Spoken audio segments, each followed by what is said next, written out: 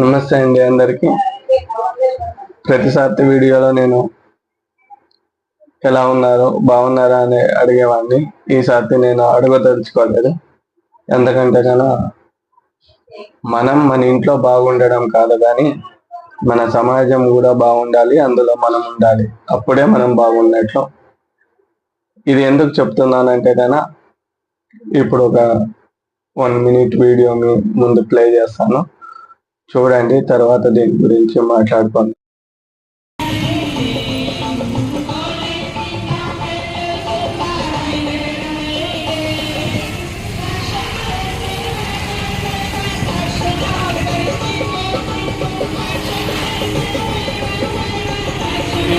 అని చెప్తున్నారు.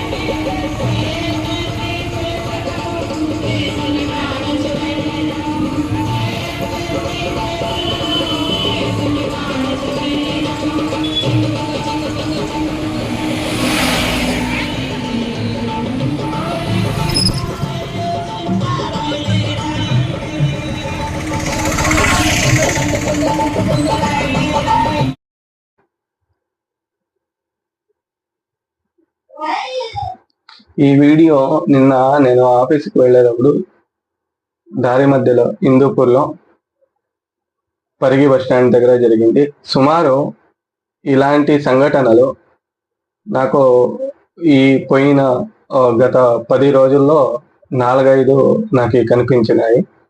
కానీ ఏదో 1-2 కదా అని నేను అంత సీరియస్గా తీసుకోలేదు.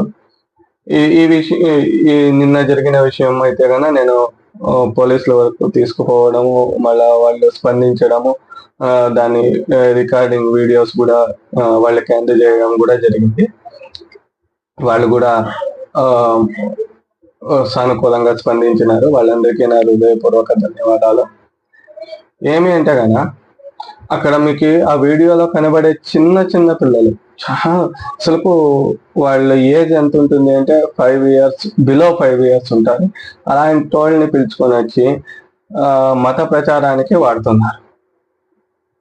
యాక్చువల్లీ మత ప్రచారం చేసుకుంటారో ఏం చేసుకుంటారో నాకు అనవసరము. యాజ్ ఎ హ్యూమన్ రైట్స్ పర్సన్గా నేను మాట్లాడాలంటే కన్నా అది చైల్డ్ అబ్యూజ్ కిందకి వస్తుంది.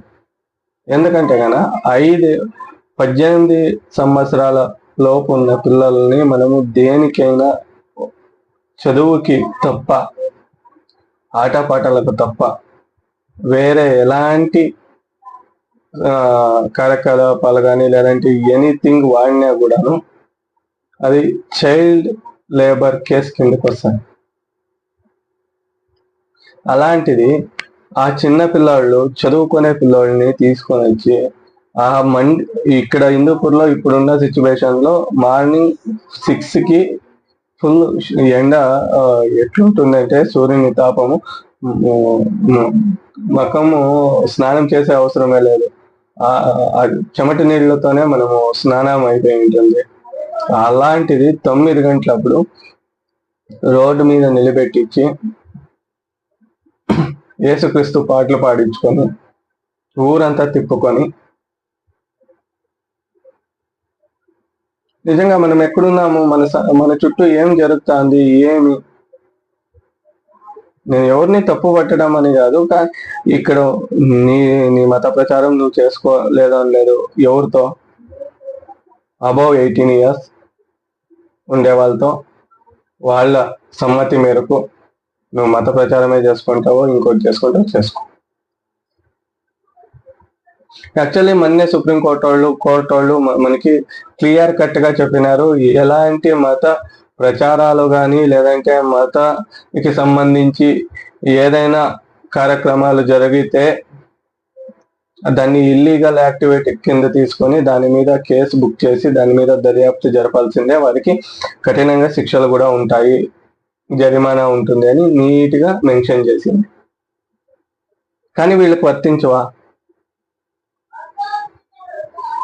మన చుట్టూ ఉన్న అధికారులు దీన్ని పట్టించుకోరా?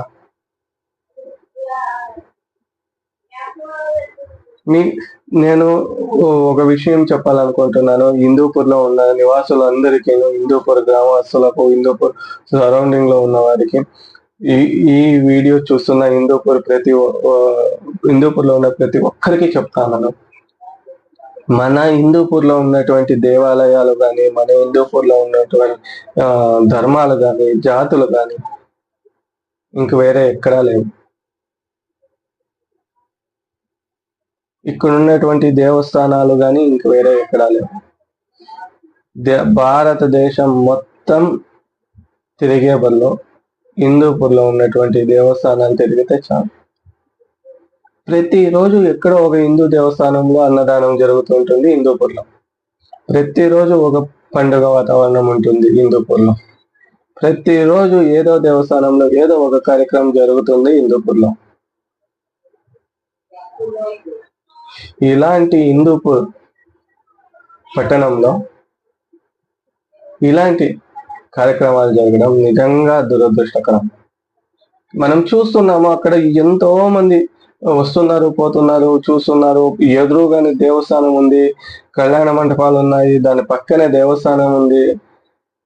అది రహదారి, జాతీయ రహదారి. అక్కడ నిలబెట్టుకొని అంతమంది, దాదాపు ఒక 100 మంది పైన ఉన్న పిల్లల్ని నిలబెట్టి అది దాన్ని దేని కిందకి తీసుకొనాలా?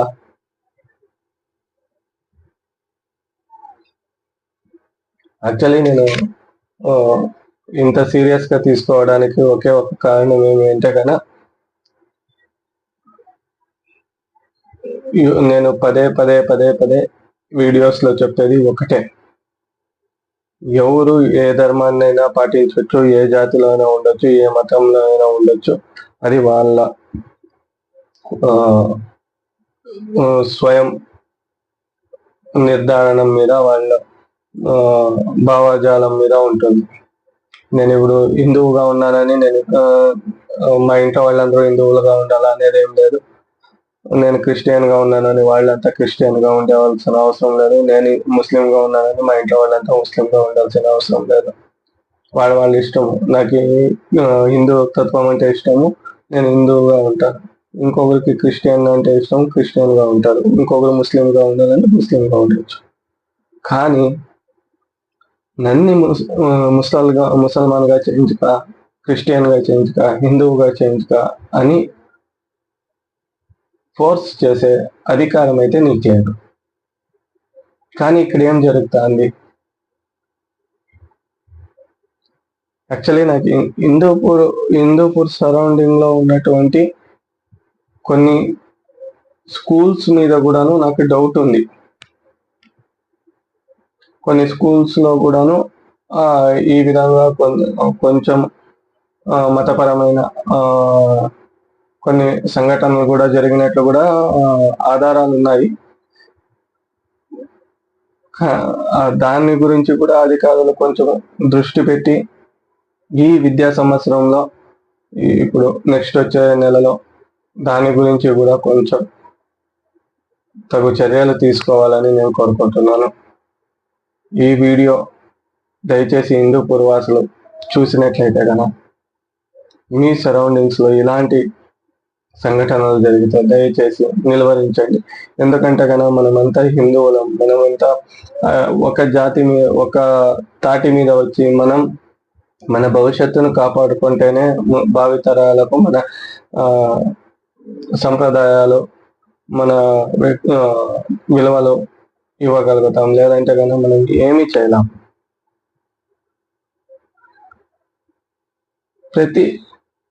నేను ఒక విషయం మీ దగ్గర మాట్లాడాలనుకుంటున్నాను. ఇది కరెక్టో కాదో తెలియదు, కానీ నేను నా మనసులో ఉంది, మాట్లాడేస్తాను. ఏమి అంటే కదా, మనం ఎందుకు మన దేవాలయాల్లో రోజుకు ఒక్కరోజు కానీ, వారానికి ఒక రోజు కానీ దేవాలయానికి ఎందుకు వెళ్ళాం? ఎందుకు వెళ్ళకూడదు? నీకు శివుడు అంటే ఇష్టం, కృష్ణుడు అంటే ఇష్టం, శ్రీరాముడు అంటే ఇష్టం, ఆంజనేయ స్వామి అంటే ఇష్టం, అమ్మవారు అంటే భక్తి, సాయిబాబా అంటే భక్తి, రాఘవేంద్ర స్వామి అంటే భక్తి, శంకరాచార్యులు అంటే ఇష్టం. మరి నువ్వెందుకు వెళ్ళకూడదు? శంకర జయంతి రోజు నువ్వు ఎందుకు శంకరాచార్యుల మఠానికి వెళ్ళి, శంకరాచార్యుల దేవస్థానానికి వెళ్ళి శంకరాచార్యులు ఏం చెప్పారు అనే విషయాన్ని మీరు ఎందుకు తెలుసుకోకూడదు? శివరాత్రి రోజు శివుని గుడికి వెళ్ళి శివుడు ఏం చెప్తున్నాడు, శివుని ధర్మాలేంటి, శివుడు ఏం మనకు నేర్పిస్తాడు అనేది తెలుసుకోకూడదా? సోమవారం పూట ఏం చేయాలి? మన దాంట్లో, మన ధర్మాల్లో ప్రతిరోజు ఒక దేవుడు ఉంటాడు, ప్రతిరోజు ఒక నియమం ఉంటుంది, ప్రతిరోజు వారానికి 7 రోజులు ఉంటే 7 రోజులకు ఒక్కొక్క నియమము, నిష్ట, ఒక పద్ధతి ఉంటుంది. ఇలాంటి సంప్రదాయాలు మనకు వేరే ఎక్కడా కూడాను కనపడదు. అలాంటి గొప్ప సంస్కృతి ఉన్నటువంటి మన హిందూ తత్వాన్ని మనమే చేతులారా నాశనం చేసుకుంటున్నాం. దయచేసి మన హిందుత్వాన్ని కాపాడదాం, మన ముందు హిందువులుగా ఉందాం, మన జాతిని కాపాడుకుందాం, మన విలువలు కాపాడుకుందాం. మన భావితరానికి మనం హిందువులుగా ఉందాం, హిందూ తత్వాన్ని మనం బతికిద్దాం, మన దేవాలయాలను కాపాడుకుందాం, దేవాలయ సంస్కృతిని కాపాడుకుందాం. మన పండుగలు, మన విశేషాలు, మన నడత, నాగరికత, ఇవన్నీ మన భావితరాలకు ఇద్దాం. మనమే హిందువుగా పుట్టినందుకు ఎందుకు గర్వపడాలి అనే విషయాన్ని వారికి అర్థమయ్యే విధంగా చెప్దాం. అప్పుడు కదా మనం నిజంగా హిందువులు అవుతాం. వాళ్ళు అదే పని చేస్తున్నారు. వారికి మనకి ఏమి తేడా అంటే, వారి మతంలో లేనిది కూడా ఉంది అని నమ్మించి వాళ్ళు ప్రచారం చేస్తున్నారు. మన హిందూ తత్వంలో ఉన్నది నిజాన్ని మనం చెప్పలేక అది అబద్ధం అవుతా ఉంది. ఈ రెండిటికి తేడా ఇదే. అక్కడ 0, ఇక్కడ 100. కానీ మనం ఆ 100ని 0 చేస్తున్నాము, ఆ 0ని 100 చేస్తున్నాం. కాబట్టి దయచేసి ఈ వీడియో చేస్తున్న హిందూపూర్ వాసులు, మన ఆంధ్రప్రదేశ్ ప్రజలు, ఎక్కడ వారే అయినా సరే మన హిందుత్వాన్ని కాపాడదాం, మన దేవాలయాలకు వెళదాం. నేను ప్రతి వీడియోలోనూ చెప్తాను, ప్రతి టెంపుల్ దగ్గర నిలబడి చెప్తాను. ఏమి అంటే, నువ్వెందుకు ఆదివారము ఎక్కడో వెళ్ళి కూర్చునే బదులు, ఎక్కడో పార్కుల్లోనో, రెస్టారెంట్లలోనో, లేదా ఇంకో దగ్గర వెళ్ళే బదులు నువ్వు ఒక దేవస్థానానికి వెళ్ళు, ఆ దేవస్థానంలో 5 నిమిషాలు గడపు, నీ పిల్లల్ని తీసుకొని వెళ్ళు, అక్కడ ఉన్నటువంటి చరిత్ర చెప్పు, లేదంటే అక్కడ ఉన్నటువంటి గుడి నియమాలు, నిష్ట, మన హిందుత్వాన్ని ఏ విధంగా అది ప్రతిబింబిస్తుంది, ఆ దేవుని వెంకటేశ్వర స్వామి అంటే ఎవరు, శివుడు అంటే ఎవరు, అమ్మవారు అంటే ఎవరు, సాయిబాబా అంటే ఎవరు,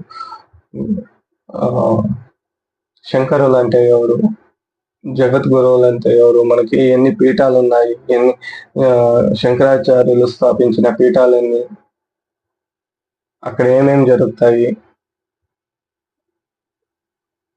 మన జగద్గురువులు ఎవరు, ఇవన్నీ చిన్నప్పటి నుంచి మా అవ్వ నాకు చెప్పింది.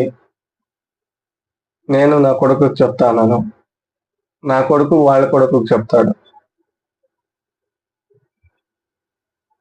నాకెవరు పలక బలపం బట్టి రావిచ్చి నాకు భగవద్గీత నేర్పిలేదు, లేదంటే మహాభారతం నేర్పిలేదు, రామాయణం నేర్పిలేదు. నాకు నేర్పించింది మా అవ్వ. నేను చదువుకున్న సరస్వతి విద్యా మందిర్ పాఠశాల. నా పాఠశాలలో 50% నేర్పిస్తే ఇంక 50% మా అవ్వ రోజు కూర్చొని సాయంత్రం అయితే ఒక కథ చెప్పి, ఆ కథలో ఉన్నటువంటి ముఖ్యాంశాలు ఏమి, ఆ నీతి ఏమి,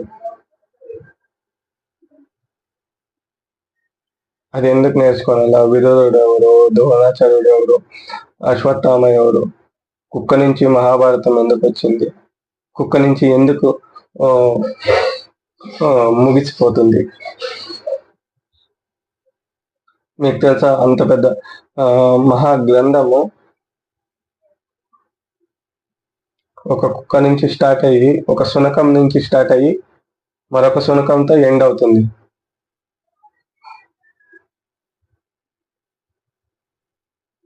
ఒక మహిళ పట్టుబట్టడం వల్ల స్టార్ట్ అయిన మహాభారతము ఒక మహిళ ప్రతిజ్ఞ వల్ల ముగుస్తుంది.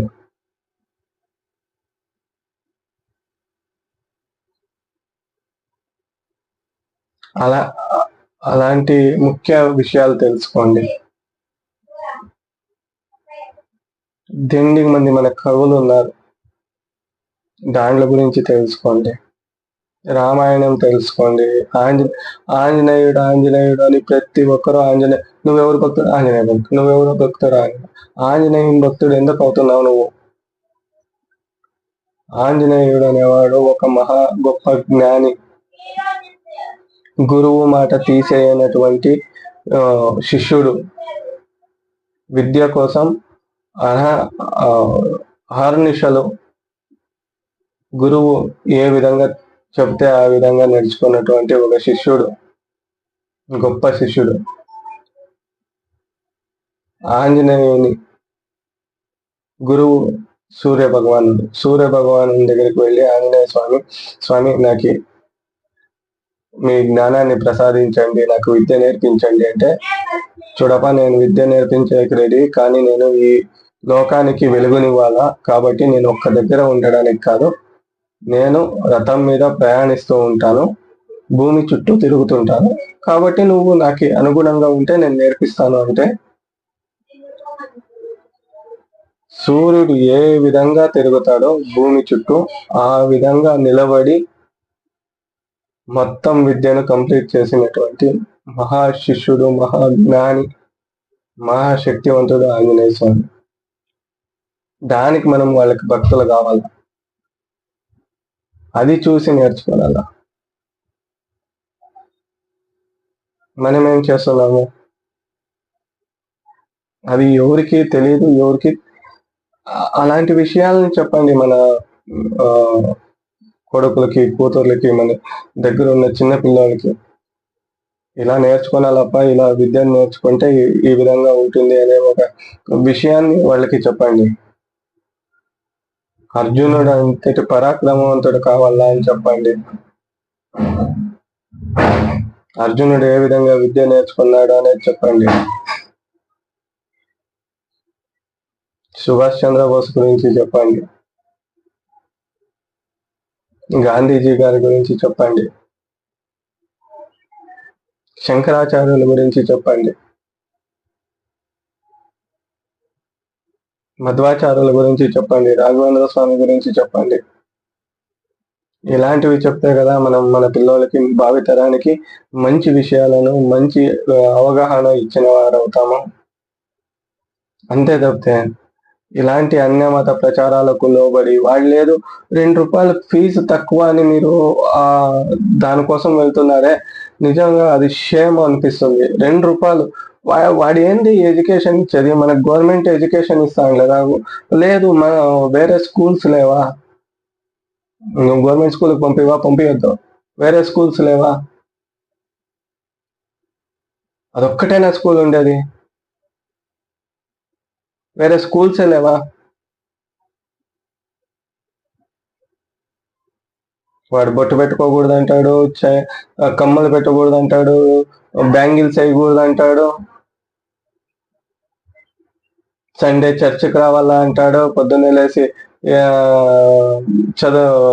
బైబిల్ చదవాలా అంటాడు.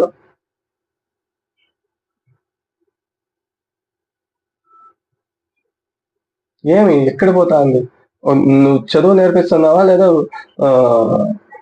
మత మత ప్రచారాన్ని నేర్పిస్తున్నావా?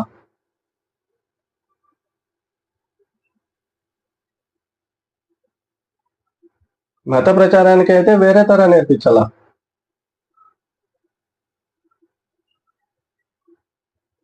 అది ఈ మతం గురించి నేర్పిస్తాను అని. ఇప్పుడు హిందూ జాతిలో ఉంది ఏమి, వేదాలు పురాణాలు, వేద పఠనము అని ఉంది. వేదాధ్యాయానికి వేరే స్కూల్స్ ఉన్నాయి, పాఠశాలలు ఉన్నాయి. ముస్లిమ్స్ లో నాకు పేరు తెలియదు కానీ ముస్లిమ్స్ లోను కొన్ని స్కూల్స్ ఉన్నాయి. ఆ స్కూల్స్ లో వాళ్ళకి సంబంధించిన గ్రంథాలు పఠనాలు అవి అవి నేర్పిస్తారు, వాళ్ళకి సపరేట్ ఉన్నాయి. నీకేముంది?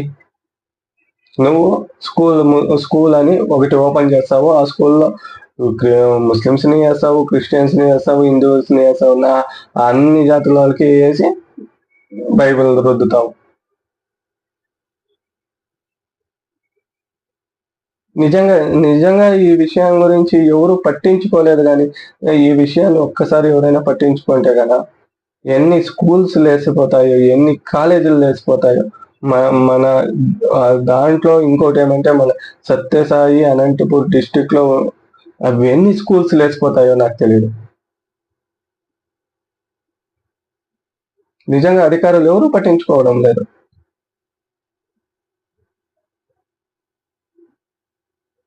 ఇదే విషయాన్ని నేను దాదాపుగా ఒక 3-4 సార్లు 3-4 నెలల నుంచి ప్రతి వీడియోలోనూ చెప్తున్నా, ఇది జరుగుతుంది. నాకు వాళ్ళ అపాయింట్మెంట్ దొరకనో, లేదంటే నేనంత పాపులర్ కాకనో, నా వీడియోస్ ఎవరు చూడకనో నాకు తెలియదు, కానీ ఒక్కసారి వాళ్ళ అపాయింట్మెంట్ కానీ, లేదు బాలకృష్ణ సార్ గారి అపాయింట్మెంట్ కానీ, లేదంటే కానీ పవన్ కళ్యాణ్ సార్ గారి అపాయింట్మెంట్ కానీ ఒక్కసారి దొరికితే గాన ఎన్ని స్కూల్ చరిత్రలో నేను తీసి పెడతానంటే గన దాదాపు ఉన్నాయి.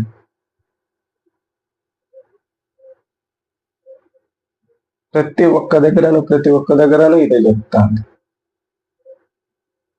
నువ్వు పేరు పెట్టుకోవడంలో తప్పలేదు, నువ్వు వేరే చేయడంలో తప్పలేదు.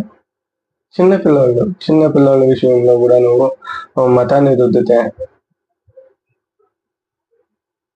రేపొద్దునే వాళ్ళు మన దేశం కోసం ఏ విధంగా పనిచేస్తారు, మన దేశం కోసం ఏ విధంగా ముందుకొస్తారు? మన హిందుత్వాన్ని కదా మనం చెప్పాల్సింది, మన దేశంలో ఉన్నటువంటి రాజుల గురించి కదా చెప్పాల్సింది, మన దేశంలో ఉన్నటువంటి పురాణ పురుషుల గురించి కదా చెప్పాల్సింది, మన దేశంలో ఉన్నటువంటి నీతి ధర్మం న్యాయం దీనిల గురించి కదా మనం చెప్పాల్సింది, శిబి చక్రవర్తి గురించి కదా చెప్పాల్సింది, ప్రహ్లాదుని గురించి కదా చెప్పాల్సింది. ఇలాంటి వారి గురించి చెప్పకుండా వేరే దేశాల గురించి, ఇవి ఎప్పుడు వేరే దేశం.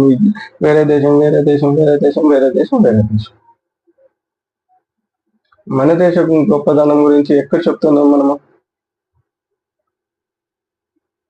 మన దేశం గొప్పతనం గురించి చెప్పడమే వదిలేసినాం. రోజు రోజు రోజు ఏమైతుందంటే ఒక సైడ్ నుంచి మనకి శత్రువులు తెలిసి యుద్ధం చేస్తామంటే, రెండో సైడ్ నుంచి మనకి తెలియకుండా యుద్ధం జరుగుతూ ఉంది. ఈ యుద్ధంలో ఒక సైడ్ నుంచి నరుక్కొని వస్తున్నారు.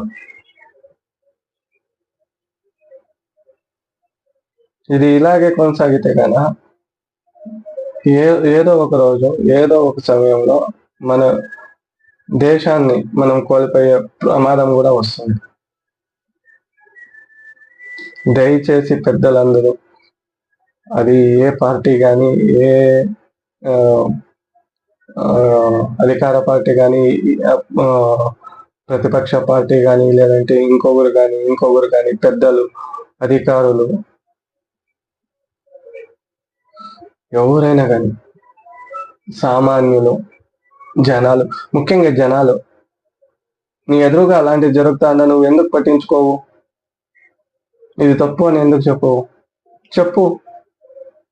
న్యాయం ఉంటే న్యాయం, తప్పు ఉంటే తప్పు.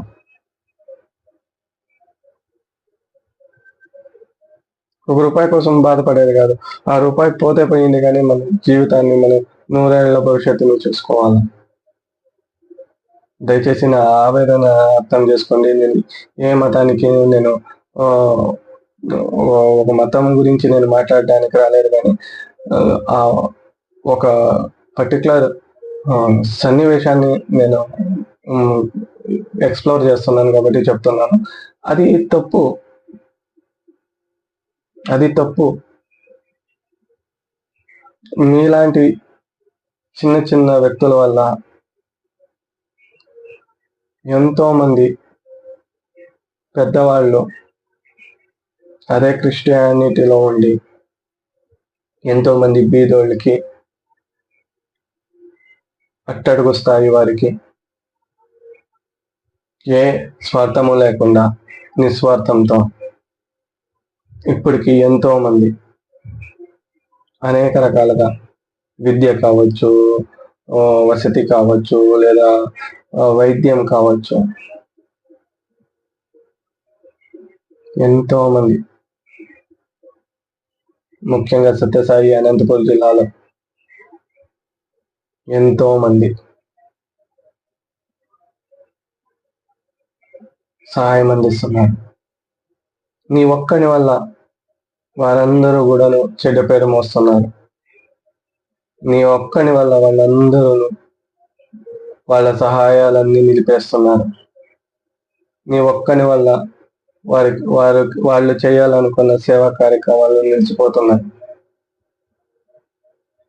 దయచేసి వారందరి తరఫున, నా తరఫున నా రిక్వెస్ట్, ఇలాంటి కార్యక్రమాలు దయచేసి చేయొద్దండి. ఎవరో ఒకరు ఎప్పుడో ఒకసారి తిరుగుబడతారు.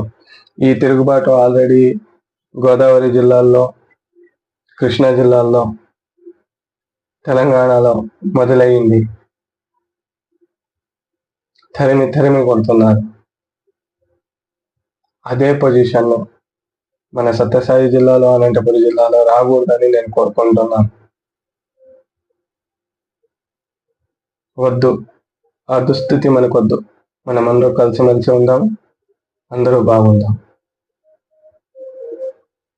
నా ఈ విన్నపాన్ని పాజిటివ్గా తీసుకుంటారని కోరుకుంటూ ధన్యవాదాలు.